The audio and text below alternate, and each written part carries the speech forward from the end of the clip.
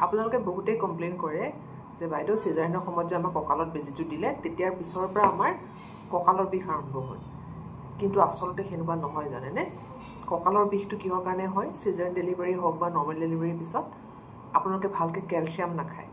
প্ৰথম কথা vitamin D আপোনাৰ গাত কমি যায় দ্বিতীয় কথা আৰু সবতছে ইম্পৰ্টেণ্ট কথা আপোনালোকৰ পজিশ্যনটো আপোনালোকৰ পশ্চাৰ আপোনালোকৰ বহাৰ যিটো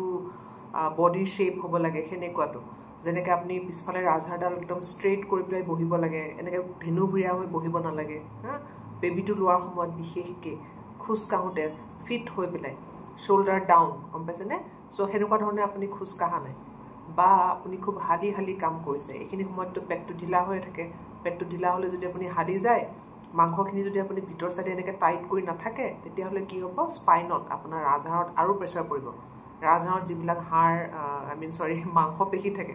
সেইবিলাকত বেছি ষ্ট্ৰেছ পৰে আৰু আল্টিমেটলি আপোনাৰ কি হয় কঁকালৰ বিষ হয় পিঠিৰ বিষ হয় এইবিলাক গোটেই বিষাব গম পাইছেনে চ' আপুনি নিজৰ যত্ন ল'ব লাগিব